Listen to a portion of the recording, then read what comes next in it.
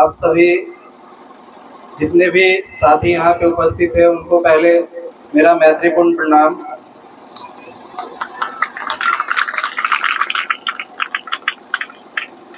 मैं भिक्षु संरक्षिता,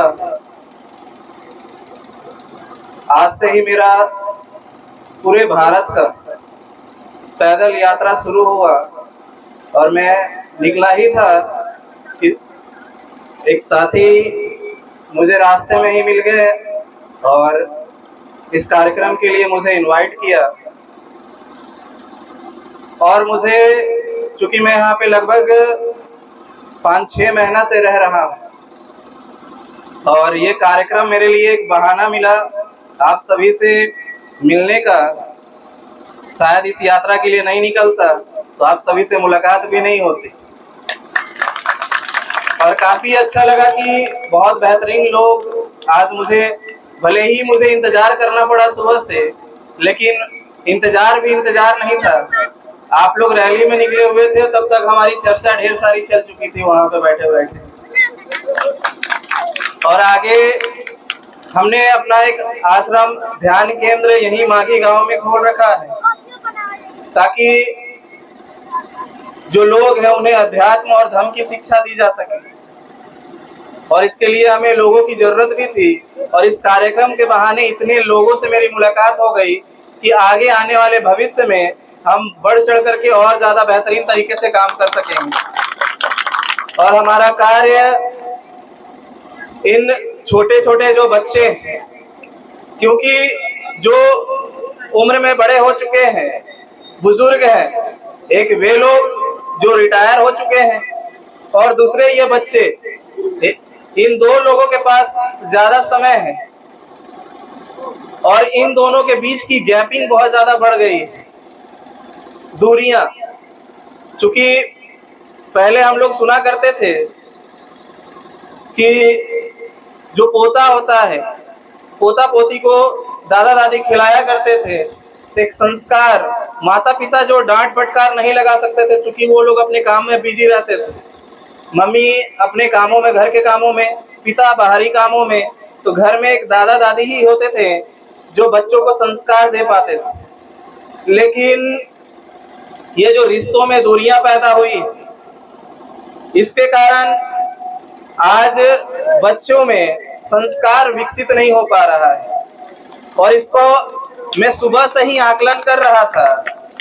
मैं बैठा हुआ था भले वहां पे, लेकिन इसमें ताली बजाने के नहीं, अभी डांट फटकार लगने वाली है। इसलिए क्योंकि मैं जब बैठ करके वहां पे देखा तो जो बच्चे हैं, ये बच्चे देश का भविष्य है। आप 14 अप्रैल की जयंती जरूर मना रहे हैं और 14 अप्रैल के दिन में बाबा साहब का नाम ले रहे हैं, बाबा साहब की तस्वीर लगाए हैं। एक बाबा साहब और जो दूसरा व्यक्तित्व गौतम बुद्ध, ये कोई नॉर्मल व्यक्तित्व नहीं है, एक साधारण इंसान नहीं है। इन लोगों ने समाज के लिए जो कार्य करके गए हैं, इसको पूरा करने के लिए प्रत्येक व्यक्ति को कार्य करने की जरूरत है। ऐसा नहीं है कि सिर्फ जो संगठन चला रहे हैं उनकी ही जिम्मेदारी है। यहाँ उपस्थित प्रत्येक व्यक्ति, प्रत्येक गार्जियन जो कि उनके भी घर में पोता पोती होंगे, बेटा बेटी होंगे, भाई बहन होंगे।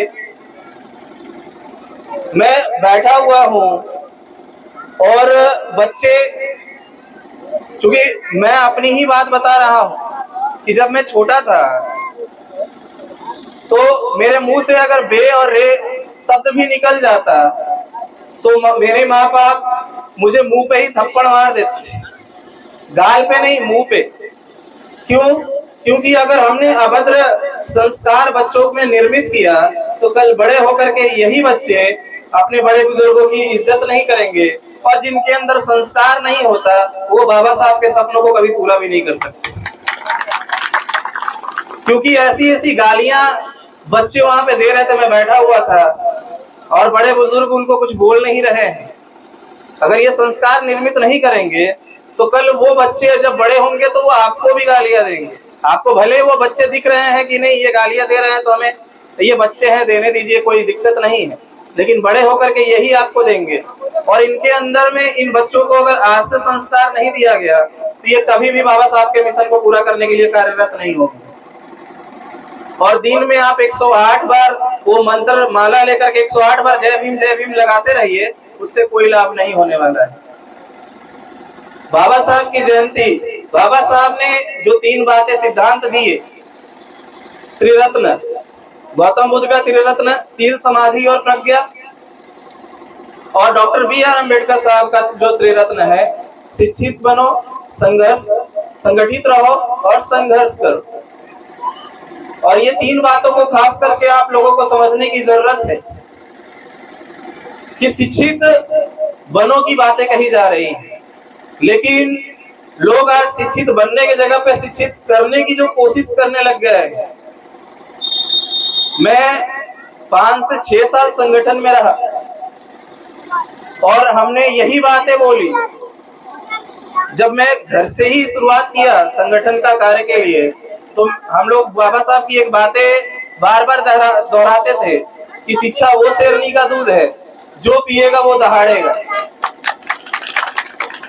लेकिन जब गहराई में जब हम कार्य करने लगे राष्ट्रीय स्तर पे, चूंकि मैं लगभग 10 राज्यों में घूम चुका हूँ, 100 से ज्यादा जिलों में मैं संगठन का कार्य कर चुका हूँ समाज का, तो जब अंदरूनी तौर पे जब मैंने देखा तो देखा ये कि जो ये बातें दोहरा रहे हैं वे पढ़े लिखे नहीं हैं। शिक्षा वो शेरनी का दूध है, जो पिएगा वो दहाड़ेगा, ये बात एक अनपढ़ व्यक्ति कह रहा है। बाबा साहब की बात को दोहराने की कोशिश किया जा रहा है। दोहरा लेने से आप शिक्षित नहीं हो जाएंगे। शिक्षित बनो, ये बात वही कहने का अधिकारी है जो शिक्षित हो चुका है। Doctor B R. अम्बेडकर साहब ने डिग्री पे डिग्री 32 डिग्रियां लाया, दुनिया भर में सिंबल ऑफ नॉलेज कहलाए, तब जाकर के उन्होंने ये बात कहा कि शिक्षित बनो।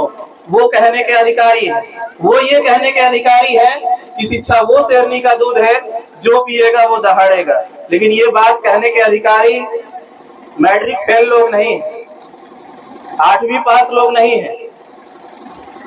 ठीक है, जो लोग किसी कारणवश शिक्षा ग्रहण नहीं कर सके और उम्र बीत चुकी है, मैं उनके लिए नहीं बोल रहा, लेकिन वर्तमान में भी अगर अभी उम्र बची हुई है, इसके बावजूद भी अगर हम शिक्षा ग्रहण नहीं करते तो ये लाइन कहने के अधिकारी नहीं है।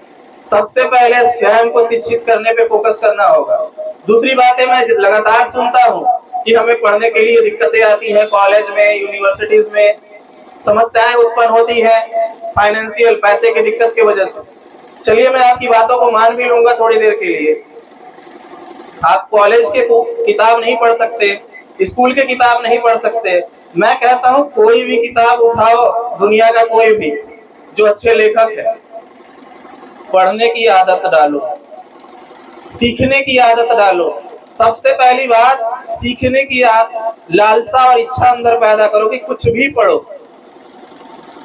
मैं कॉमर्स के स्टूडेंट रहा हूँ, बीकॉम पास ग्रेजुएशन किया हूँ, लेकिन मैंने साइंस और आर्ट्स की भी किताबें पढ़ रखी है, इतिहास पढ़ रखा है, साइंस की किताबें कई पढ़ रखी है, और लगातार आज भी बौद्ध धर्म भिक्षु हूँ, लेकिन मैं कुरान भी पढ़ता हूँ, बाइबल भी पढ़ता हूँ, त्रिपिटक भी पढ़ता हूँ, रामायण, गीता, महाभारत सब पढ़ता हूँ। क्योंकि जितना ज्यादा हम अपने आप को विकसित करेंगे, ये मानसिक, जो वैज्ञानिक कहते हैं कि हमने अभी तक अपने दिमाग का सिर्फ 5% उपयोग किया है, 95% खाली है, और ये गांव के लोगों पे लागू नहीं होते। 5% वे लोग जो शहर में रहते हैं, और सबसे ज्यादा जो दिमाग वाला व्यक्ति स्टीफन हॉकिंस, आइंस्टाइन, इन लोगों ने 10 से 12% दिमाग का उपयोग किया। इसीलिए मैं कह रहा हूं कि एक क्षेत्र में अगर अपने आप को विकसित करने की कोशिश करेंगे तो विकसित नहीं होगा।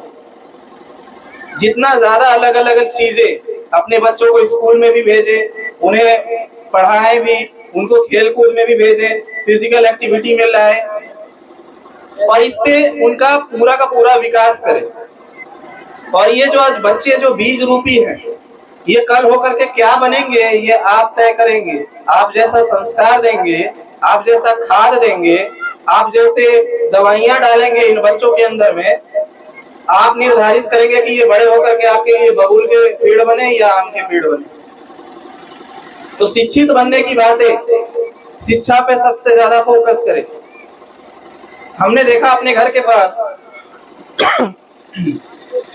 लोग कहते हैं कि हमारे पास पैसे नहीं है, स्कूल का फीस भरने के लिए पैसे नहीं है। 300 रुपया महीने का नॉर्मल सा जो स्कूल है, 300 रुपया स्कूल का फीस है, उसे भरने के लिए पैसे नहीं है। और पिताजी डेली 100 रुपया का शराब पीते हैं दारू के ठेके पे। महीने का 3000 रुपया बनता है बिल। 100 रुपए के हिसाब से महीने का 3000 होता है। और डीएवी स्कूल का फीस है 2000 रुपया। डीएवी स्कूल का फीस 2000 रुपया महीने का है, और पिताजी 3000 का दारू पीते हैं और कहते हैं कि मुझे अपने बच्चे को पढ़ाने के लिए पैसे नहीं। दूसरा आता है संगठित बनो। आज ये हालत हुई है, आपको शायद डाटा हो या ना हो, इंफॉर्मेशन पूरे भारत भर की, क्योंकि मेरे पास वो जानकारी है तो मैं आप लोगों से साझा करूंगा कि प्रत्येक संगठन ये कहता है कि हम 6000 जातियों को इकट्ठा करने के लिए कार्य कर रहे हैं। सही कहा ना सर? 6000 जातियों को इकट्ठा करने के लिए कार्य कर रहे हैं। और आपको जान के ऐसा आश्चर्य होगा कि 6000 जातियों को इकट्ठा करने के लिए 50,000 संगठन बनाए गए। बाबा साहब के नाम से 50,000 संगठन पूरे भारत भर में बनाए गए हैं। और ये 50,000 के राष्ट्रीय अध्यक्ष यही कहते हैं कि हम 6000 जातियों को इकट्ठा करने का काम कर रहे हैं। 6000 जातियों को इकट्ठा करने के लिए 50,000 संगठन। तो जो समाज 6000 जातियों में बटा हुआ था, आज 50,000 संगठनों में बट गया है। अब इसका जिम्मेदार किसको देंगे? अभी तक तो 6000 जातियों का जिम्मेदार किसी और को ठहरा रहे थे, ये 50,000 का जिम्मेदार कौन है? और ये कहते हैं, इनके राष्ट्रीय अध्यक्षों से मैं मिला हूँ पर्सनली, सब बड़े बड़े जितने भी संगठन आप जानते हैं ना, उन सब से मैं मिल चुका हूँ। वे कहते हैं ये जो समाज है ना, अनपढ़ है, जानकारी नहीं है, इसीलिए एकत्रित नहीं होता है। तो मैंने उनसे सवाल किया, चलिए ये पढ़े लिखे नहीं है, अशिक्षित है, अज्ञानी है, आप तो पढ़े लिखे हो, आप तो ज्ञानी हो, आप 50,000 जो संगठन के राष्ट्रीय अध्यक्ष हो, एक होके दिखाओ। नहीं होते, सबके सब अहंकारी है। और बुद्ध कहते हैं जब तक अहंकार समाप्त नहीं होता वो एक अच्छा नेतृत्व नहीं हो सकता है। जिसके अंदर में काम, ध्यान से सुनिएगा, अब जा रहा हूं बाबा साहब से बुद्ध की तरफ। बुद्ध कहते हैं जो व्यक्ति के अंदर में काम वासना, क्रोध, लोभ, मोह, राग, द्वेष, ईर्ष्या, अहंकार जिसके अंदर भी है, इसमें से एक भी दुर्गुण है, वो दुनिया का कोई भी सर्वश्रेष्ठ कार्य नहीं कर सकता है, ना कोई नेतृत्व बन सकता है। क्योंकि वो बड़ा नेतृत्व बनता है, नेता बना और उधर से कुछ मिल जाता है, काम वासना का लालच मिलता है और वो बिक जाते हैं, उनके वीडियो भी बन जाते हैं और वो गुलाम हो जाता है पार्टियों के। क्रोध में आकर के गलत निर्णय ले लेता है और अपने ही समाज को बर्बाद कर देता है। लालच मिल जाता है, जब पीछे 5-10 हजार लोग इकट्ठे हो जाते हैं तो 5 करोड़ 10 करोड़ में बिक जाता है, खत्म, आंदोलन खत्म। ईर्ष्या बस, क्योंकि ये व्यक्ति मेरे एरिया का नेता बन रहा है, ये व्यक्ति मेरे एरिया का नेता बन रहा है, मुझे इससे जलन होना शुरू हो गया। अब इससे जलन करने के लिए मैंने इसके विरोध में कुछ ना कुछ करना शुरू कर दिया। अब मेरा और इसके बीच में झगड़ा शुरू हो गया और यहाँ का समाज गया बाढ़ में। ईर्ष्या बस भी समाज का भला नहीं हो सकता। अहंकार, अरे उसके पीछे 10,000 लोग हैं, मैं भी बनूंगा। अब इसके पीछे लोग इसके कार्य के वजह से है, मैं उसके पीछे पैसा खर्च करके उनको अपने पीछे ले जाऊंगा और इसका वोट काट करके समाज में जितना वोट कटाएगा उतना ज्यादा गुलाम बने रहेगा, उतना ज्यादा शोषण होता रहेगा, करते रहो।